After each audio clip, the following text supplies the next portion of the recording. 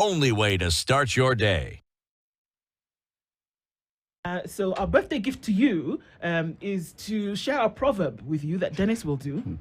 Yeah. And then, it's a gift that keeps giving, because then you can give us your interpretation of the same. Yeah, the proverb comes from Nigeria, a country with a population of around 230 million people, over 250 ethnic groups. You talk about Nigeria, talk about the music, how it's jamming in Kenya, You talk about the movies, Afro cinema. Whenever you leave your home and maybe you have a nanny, when it's their relaxing time, Afro cinema is all they do. Then talk about every Rorashio. What do you see?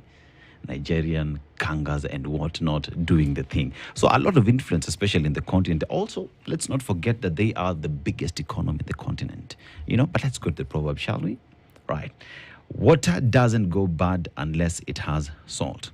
Water doesn't go bad unless it has salt. You deal with salt every day. How would you interpret that?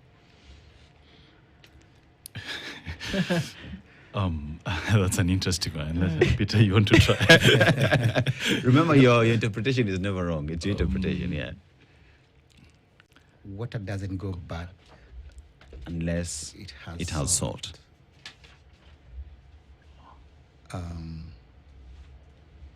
Salt in water could be a contaminant. So, just trying, So, if something is good, unless it's contaminated by an external thing, then it goes bad. My simple interpretation. Yeah, just along those lines. I think there are situations that you look at. You don't expect something to just go bad or somebody to just be bad overnight. So I think when people say, so what happened to so and so, and if you use that and say water doesn't go bad unless there's salt. There's salt. It means there must have been, as Peter says, an external factor or something that contributed to that. Yeah. There must be an external factor that contributed to it. Yeah, it's not in the natural. It's not its natural state for it to be bad. To be that way. Yeah. Okay. So it's great that you're both here. So thank you for doing that. And let's, taking a look at the Naivas journey. We all walk into a Naivas, every other day, and we're getting into the weekend. So just imagine, then you get your shopping done. But then here we are celebrating 35, and that's some of the things that we normally do. Then when we gather around for a birthday party, right? Everybody is asked to say what you know about this person, say what what your experiences have been, and what kind of blessings you're going to heap on them. 1, 2, 3. So let's kind of do the same thing, shall we? But let's look at the Naivas journey and tell us a little bit about how we got here from little bits and bobs in a small room to 35 years later and over 100 outlets around the country. Tell us a little bit about that journey. We can start off with you, Peter. Thank you. The Naivas journey started precisely 35 years ago. I think we are actually 35 this July. And it started in a small town in Rongai, whereby a few siblings came together. And the main reason as to why they wanted to start a business was just to better their lives, for subsistence, nothing much. They just wanted to be better people, take their kids to schools, be able to wear a pair of shoes. That was it. And that's how the idea was born. But eventually, they realized that there is a bigger potential. Not just among us themselves, but also in the market. And they all wanted to give that opportunity to other Kenyans. And that's how they decided, instead of just operating one store, we can go to a second store. Right. And that's how the second store was born in a very small town called Elbagon in Nakuru. I think the population of, by then, maybe less than 3,000 by then. Yeah. So that was 4 years later, 1994. 2 years later, 1996, I think the first business in Rongai started performing poorly. So they had to close shop in 1996. for the first business that they started in Rongai. But again, an opportunity came to open a store in Naivasha in 1996. So from 1996, I would say the store in Naivasha was now the proper supermarket, whereby you have aisles. The rest were dukawaras, whereby it's over the counter here and there, being served by the same person who is the cashier, the same person who is the manager, and all that. So multitasking and all that. So the Naivasha store was more structured, not big for those who understand sizes, about 3,000 square feet, still quite small. So they continued with their journey, and I would say they were very focused from there, and they had a vision. And the vision was at some point to be the leading retailer in this country. And not just to be a leading retailer, they had a very bold vision to be the consumer brand of choice. Those days, that's in 1996. So they continued working hard until 2001. That's when they opened their first store in Nairobi. That's Ronangala Street. And by then, it was called Naivasha Self-Service Stores. Oh, wow. So you can tell where the name Naivas comes from. Yeah. It comes from the name Naivasha. And it was quite tough coming to Nairobi. If you remember, then there were established players. We had the likes of Uchumis, by then, the Nakumats, the Tuskys, the Ukwalas. They had multiple branches. And I remember by then the market was also small in Nairobi. So coming from the village and coming to open a store in Nairobi was a big deal, very big deal. And I would say it was difficult because, of course, suppliers could not just give someone from the village goods on credit for you to grow. So quite tough. But with the core values that the founders set, the trust, the integrity, the respect, I think they carried that with them, and they put that as the foundation of the business. So suppliers could trust them, and they could keep their word. They could pay on time whenever they agreed with the suppliers, and that story continued. But in Nairobi, business became quite tough, and we could not get premises. Getting a premise was again quite expensive, and but we realized that there are other towns outside Nairobi. For instance, the Machakos, the Kituis, Eldoret, outside Nairobi, outside the big city. So our MD decided, we can survive here for long. I would rather go back to where we started. Yeah. And I remember at one time we almost closed the Nairobi store because it became quite difficult. We could not pay rent and we could not pay our employees. So, but we carried on. So we opened the Machako store in 2004. And I'll say it has been, a growth path since then. And I attribute these, to the trust and confidence and loyalty that we have as humans. The support that we have gotten from our suppliers. You can't downplay that. The ethics, the teamwork that we have, and the sacrifice from our front foot soldiers, our employees who serve you each and every day at the store level. That has been our growth path. I would say those core values. Yeah, when you talk about Eldoret, I remember the Trocadero store. I used to study in Burnt Forest, pretty much, and the branch was where I used to shop back in the days. But when you talk about how the growth has happened at a very fast pace, but still maintained the local and the Kenyan identity, just how critical is it for the business for you to maintain that identity that Kenyans and would just say hini yetu team, hini yetu? I'll want to extend from where Peter has left off. How more Kenyan can you be, if not the Naivas story? That whole, because that story of how Naivas grew is how most Kenyan businesses have grown, is how most people, majority of us grew and the kind of associations that we've had. The other thing that has been there is the family value that Naivas was built on.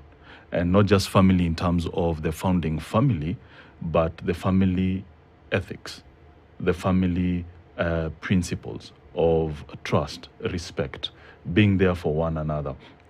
And those are the values that over the years, Naivas expected from employees.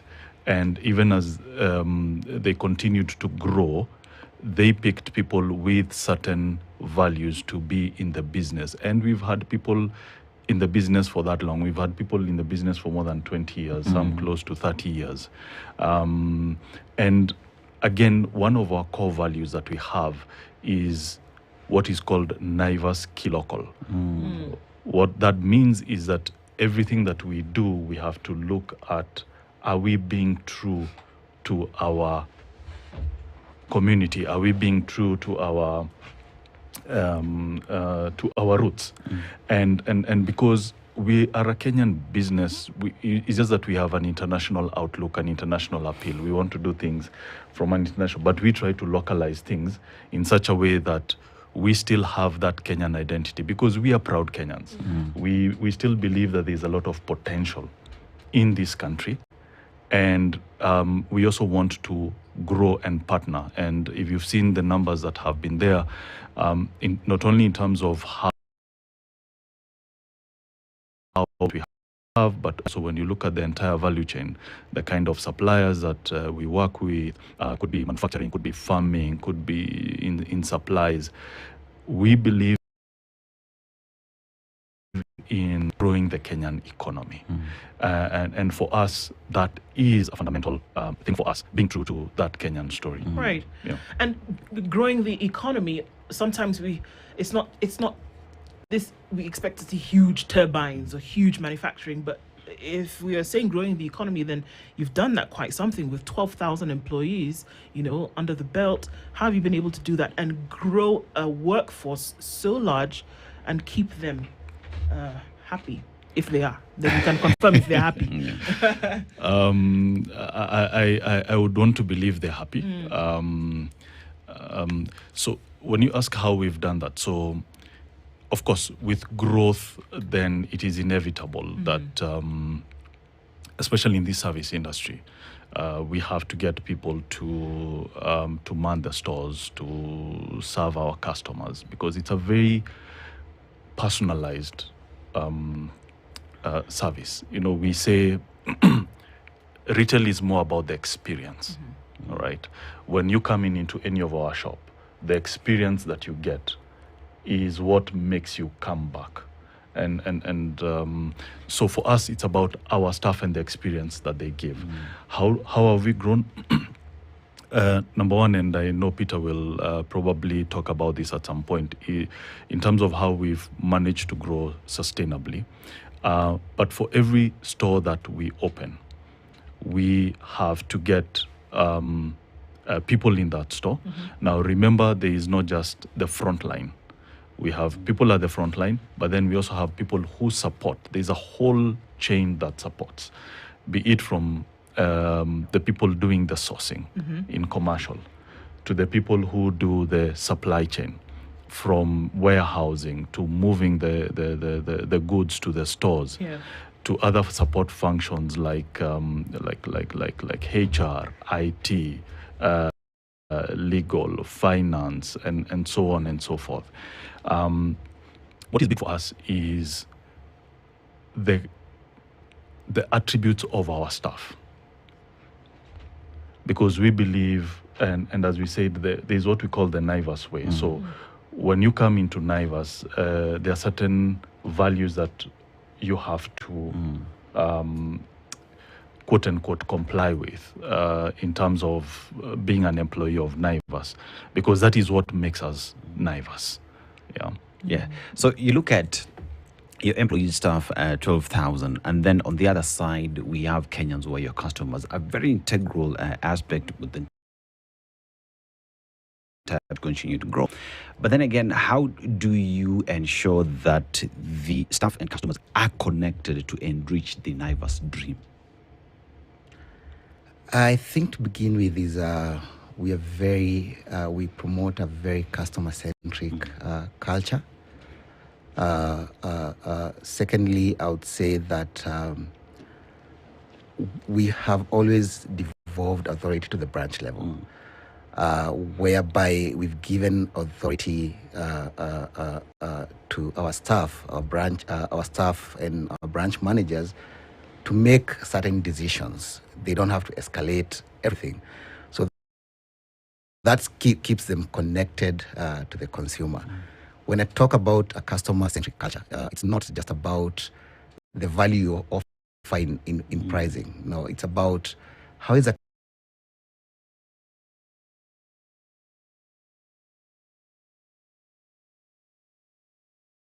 customer treated, clean for them to shop. Are they finding everything that they want under one roof, the best quality?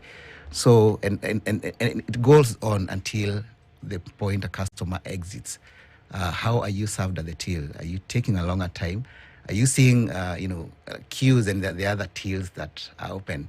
So those small things that we try to switch and make them work for the customer also brings together our staff and the customers. The quick feedback that we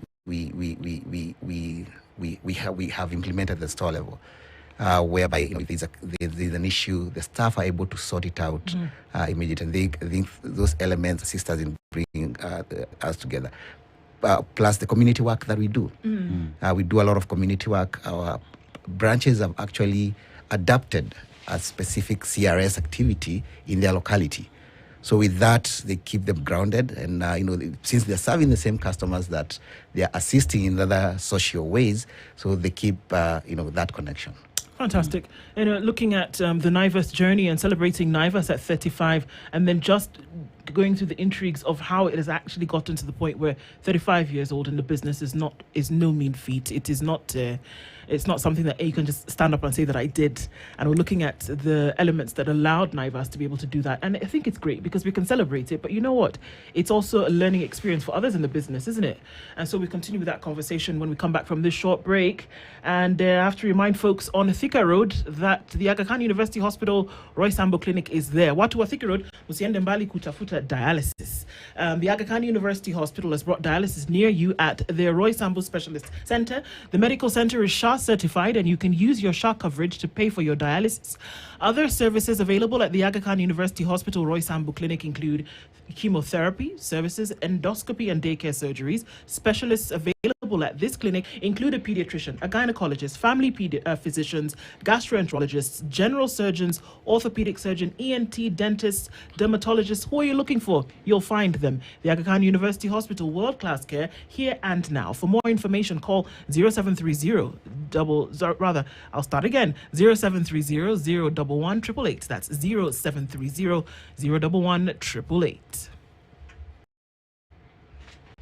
This is the Situation Room, the only way to start your day. Deals kibao kila wiki na Carrefour. Enjoy fresh chicken thigh at 525 shillings per kg. Grapes black pack 500 grams at 319 shillings. Pearl fortified rice pishori 5 kg at 999 shillings. And higher fridge 468 liters at 109,195 shillings. Deals kibao kila wiki na Carrefour. Sote tufurahi.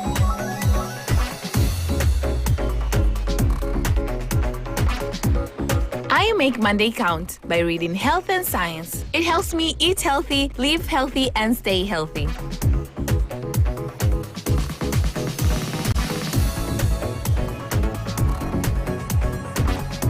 Setting the standard every day.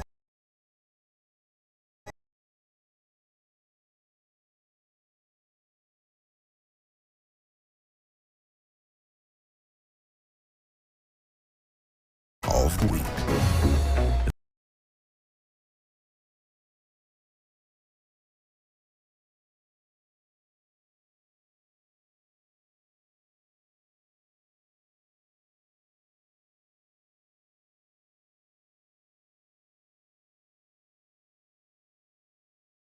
The whole complex was converted into Palace Museum and opened to the public in 1925. the mismatch between the old and the young, or education that has come in, there's a way we can use digital platforms to not just preserve, but interact with and ensure that there is posterity in whatever we do.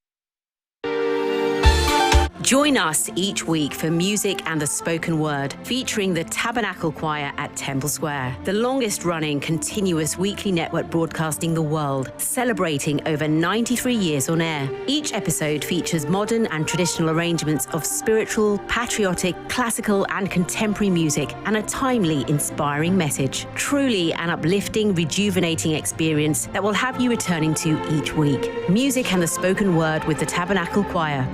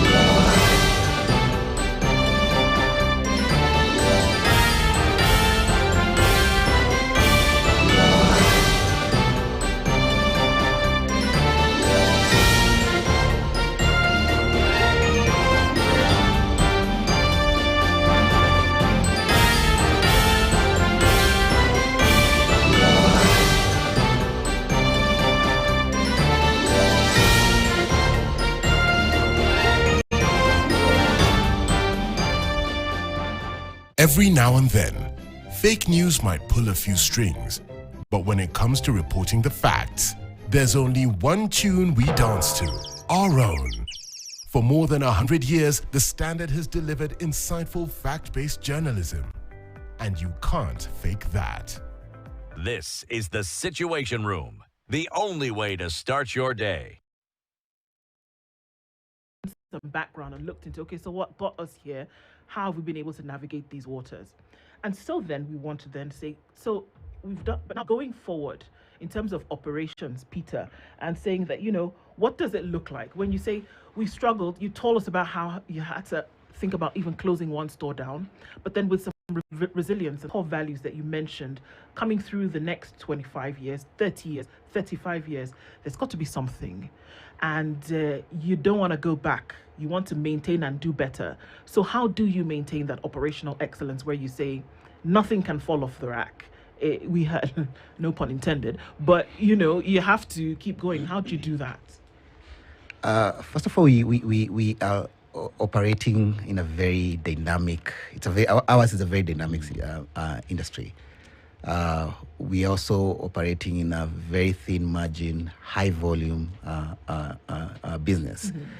So for us, efficiency and operational excellence is no question.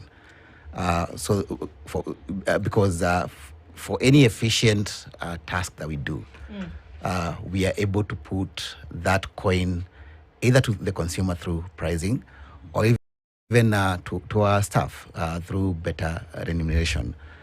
But the most important thing is that we understand and we know that the market is going to continue evolving. Mm-hmm. So what we've done is, we're evolving with it. We are investing in technology, whereby we are putting a lot of money in our ERP to make sure that it takes us to the next phase. And what that means is that, we are simplifying our processes and going into the details so that you understand what that means. Our ERP is supposed to do a lot of things, whereby we remove the manual and decisions that are made by people. For instance, when it comes to ordering of products, in the next couple of months, we are going to fully automate that and make it a decision that is made by the system, not the people. Because currently, sometimes, when we use our category managers to order, they might make decisions based on their experience on not following the right rules. And, there are various risks that comes with that. One is stockouts in the stores, whereby now you're not living to your promise of, available always to your customer. Secondly, a lot of overstocking, which again ties your cash flows, your working capital to that. So those small elements that we are improving, whether it's on our optimizing our supply chain to make sure that we are fully mechanizing our warehouse to bring about that efficiency of goods movement from the supplier to the store.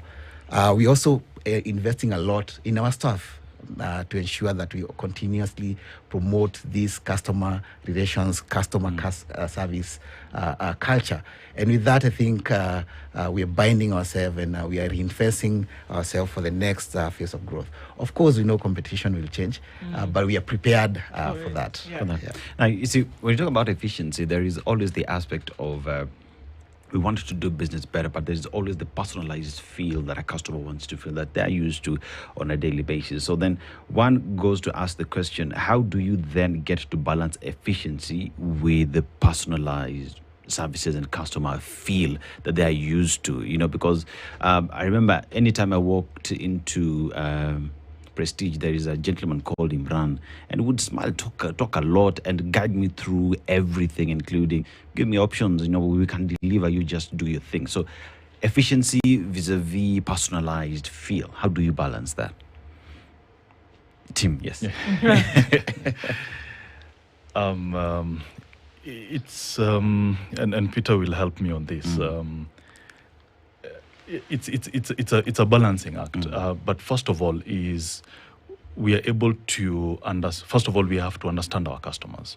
We have to understand the needs and the preferences of our customers, and based on that, then we are able to set standards.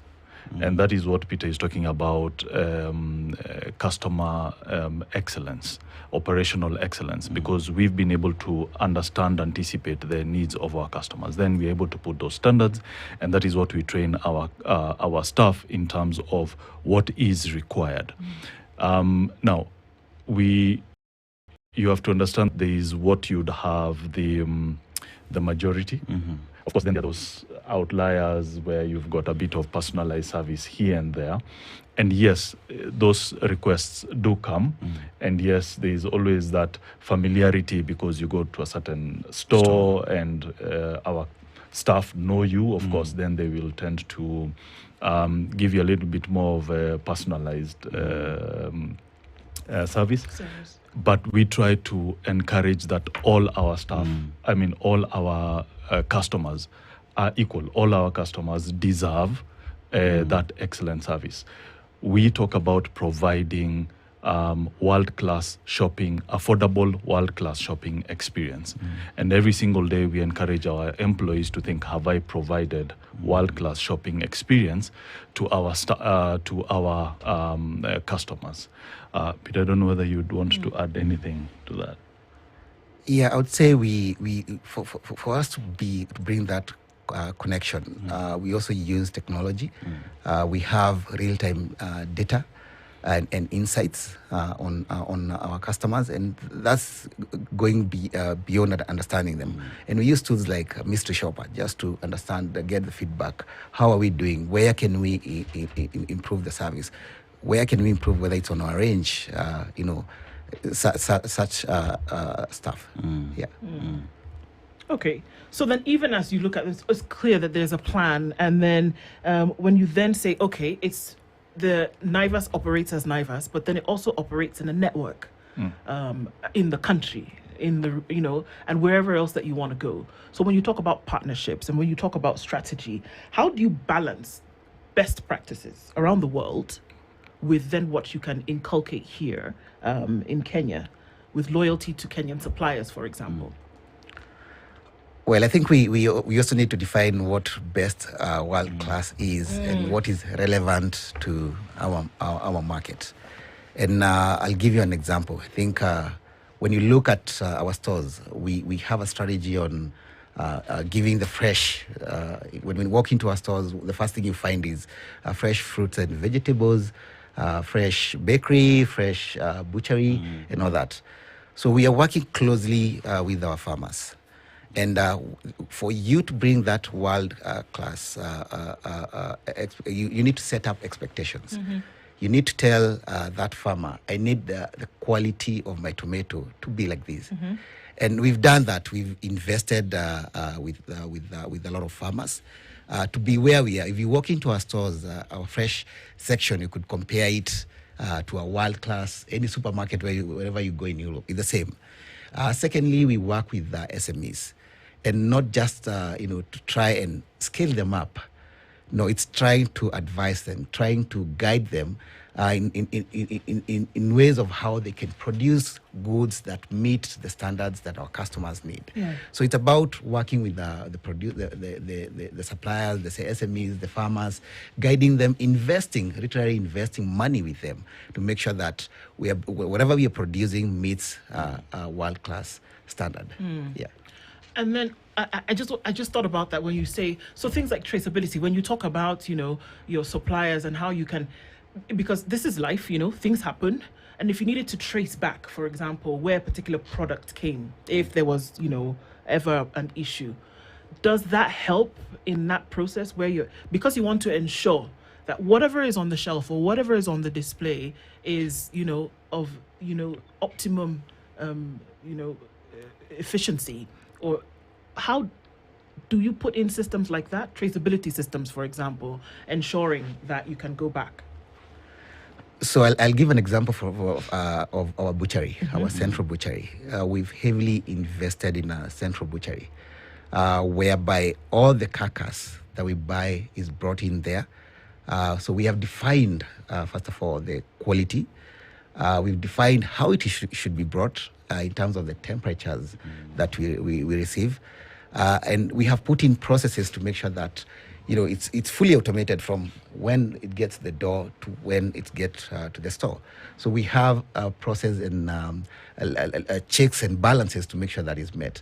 So going back, we already know who supplies us. We have specific suppliers that we are working with.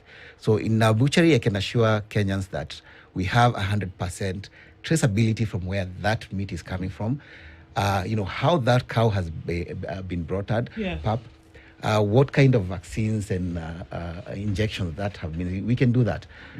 Where we are working with, because again, it's not very organized, it's on the fruit and veg section. So we're also investing in aggregation, whereby before we pick you as a farmer, and you want to supply us, we must go to your farm. We must see what are you doing, what are your processes. Are you using the right pesticides? Are you using the right methods to grow your plants? And we audit you. We also do follow-up audits to make sure that you're consistently doing that. I would say we are not yet there at the moment, but it's work in progress. We are centralizing that so that all our fruit and veg will also be coming from one place, so that we implement that issue of traceability. Now, you talk about business and how things are moving, and innovation is key, and if you look at how even you're doing business, your online presence is really amazing. One just gets to get in, see what there is, shop and all that. But now let's talk about the partnership philosophy and how you get to partner with those, your suppliers and whatnot, and how that then goes into influencing innovation that Naivas is now putting in place to be able to reach more Kenyans in an efficient way and in a way that we feel it's local. This is ours. So we believe that we cannot grow if our partners are not growing. If we grow, our suppliers, our partners are also growing. And we have seen that because that investment, as Peter alluded to earlier, when you come in as a supplier or a partner in any way with Naivas, it's for the long term. We believe in long-term sustainable partnerships. So as we are growing as a business, because these are the same partners and suppliers who have enabled us to grow. So we also see them growing, and we invest backwards in terms of the standards, the technology, the innovation.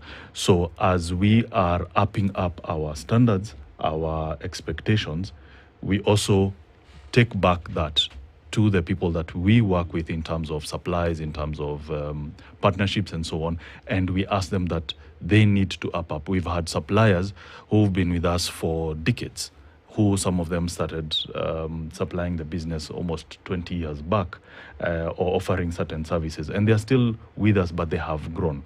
Some, you see, they start as small suppliers or small manufacturers. They get listed into Naivas, and within a few months to 1 year, they have to scale up, whether it is their production or the quality or that, because of the expectations that we have. But our philosophy is, as we grow, our suppliers or partners must also grow in tandem. And just in connection with that, you know, sometimes, I think a lot of times, that as an entity gets bigger and bigger, the assumption then is that efficiency then drops.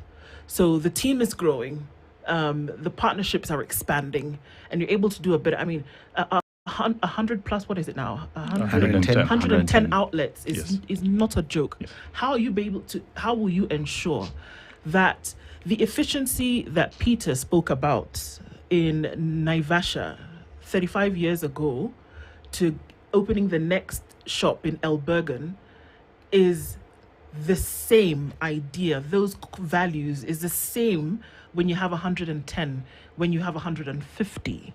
How are you able to ensure that? Growing, getting bigger.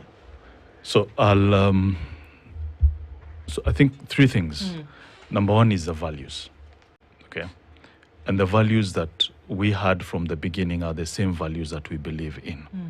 And these are the values that guide us in terms of how we do business. Because when you don't have the right values as you set up business and as you grow in the business, then you get sidetracked.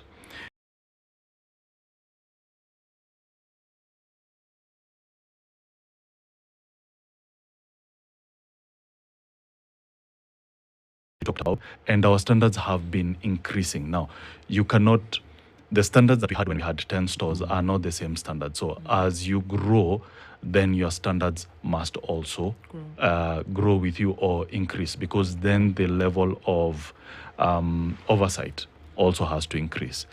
But the other key thing is staff. The investment that you do in your people, because at the end of the day, it is the people that make the business grow. So the investment that we have in the people, first of all, it starts with getting in the right people, identifying the right talent, developing this talent in terms of investing in them, in terms of growing them, in terms of training them, and so on and so forth, being able to reward and remunerate them well and recognize them well, because it is our staff who stand up for us. They are our first brand ambassadors. These are the people who will tell you, you know, Naivas has the best of this. In fact, for most of them, when we have offers, they are the first ones to actually send out those offers to their friends and relatives and say, these are the offers that we have, these are the promos that we are running. So I believe with that combination, so is what has enabled us to grow, and is what is going to enable us to become better as we continue to grow bigger as a business. And maybe just to add to what Tim has just relayed, I think technology has also come to help us. Nowadays, we're able to set certain KPIs, and you're able to monitor them, and you're able to realize gaps early. So for us, we monitor the performance of our branches weekly. So unlike when we had one store whereby, you know, we were just using manuals and all that, right now, technology is assisting us. Secondly, setting standards and being able to audit those standards and giving accountability. So as we grow big, we set certain standards, we're able to audit them, and people held accountable to those standards. That keeps the growth and the efficiency even better as we grow big. Yeah. So, Peter, you look at the rapid expansion that has happened. 110 stores later is not an easy feat.